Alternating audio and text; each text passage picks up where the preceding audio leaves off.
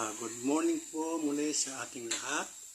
Ngayon po ay araw ng Sabado de Gloria, March 30. Ngayon po ay meron po akong ipipicture sa inyo na isang napakasarap na lutuin, kakanin. At ang nagluluto po yung aking napakagandang asawa na kamukha ni Chichay. Kasi nga po ay birthday po ng aming isang apo na si Amara ay gusto niyang regaluhan ng kakanin. At ito po ang kanyang naisip na kakanin. Malagkit na gagawing biko. Ayan po, maluluto na po ang kanyang latek. Pinaglalangit lang niya po para daw po maging masarap ang kanyang lulutuin. Lulutuin niya sa langis ang malagkit. At yun daw po ay natutunan niya sa kapapanood ng YouTube. Tingnan niyo naman po kung anong kagandang aking may bahay. Oh. Napakaganda po naman. Tsaka ang sarap po magluto. So, antay-antay lang po kayo at malalaman natin kung gaano po talaga kasarap ang kanyang nilulutong biko. Sabi naman doon sa isa ko pinanood. Pag daw nagluluto, huwag mong bibiglain ang apoy. Ganun pala yun. Para kahit anong iluto, huwag bibiglain. huwag bibiglain ang apoy. Hindi naman nagmamadali. Ayaw nga. Kaya ayang-ayang ang apoy. Kaya lutong hilaw. So, ayan po. At yan po ay kagabi pa plinano na lutuin.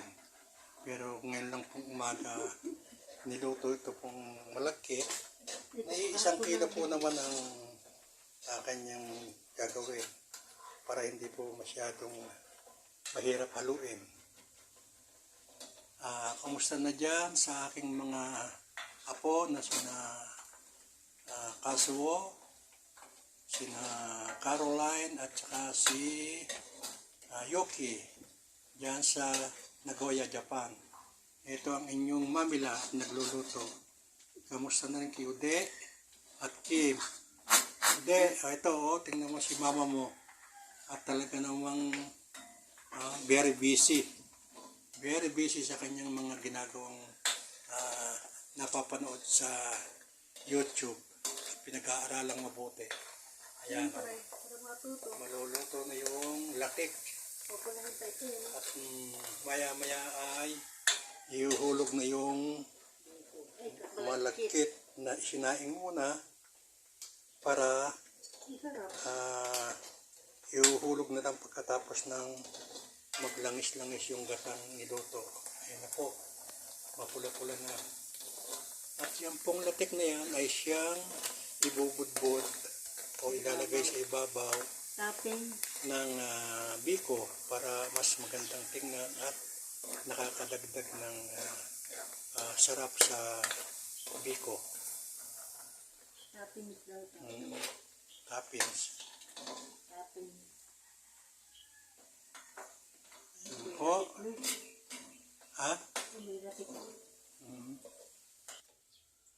Ayan po. At hinahango na ang latik na naluto na.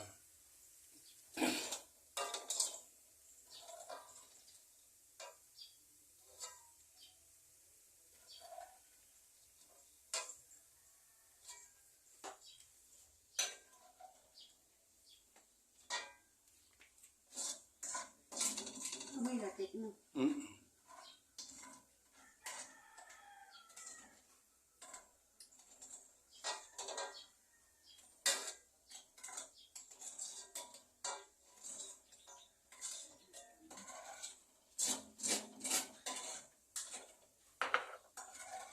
Ayan po.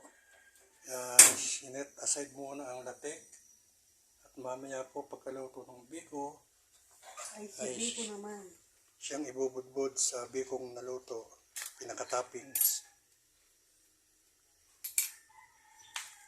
Ayan na po. Ayan na po. At ilalagay na si malagkit.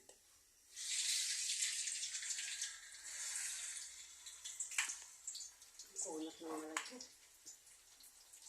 Niluto na rin yan, hindi alibutan.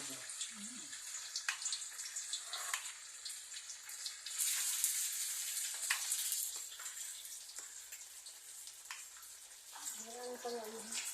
Okay, Marami din pa nga isang kilo.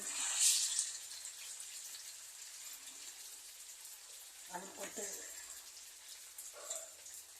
Asan? Tulog.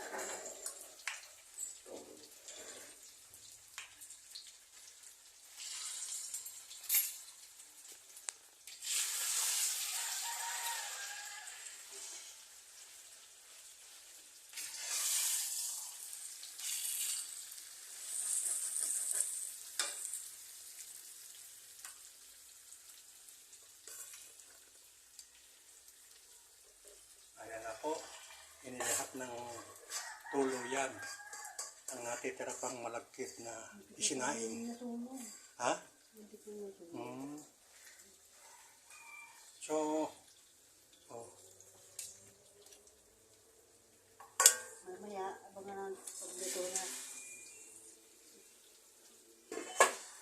Alas na. lalagay na po ng asukal. Mga gaanong asukal lalagay dyan? Tama na kaya yung kwan? Baka. Pati mo nga ang kampay. Ay, kampay. Gunting.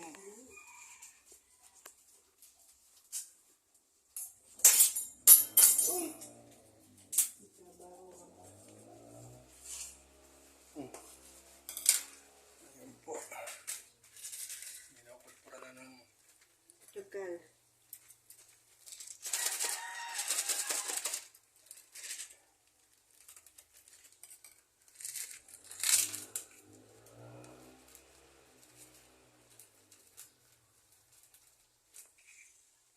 Ayan po at ininila ng bahagya itong biko at ahanguin na po namin ng misis ko. Ayan na po siya at yung kahanda na ng lalagyan. So,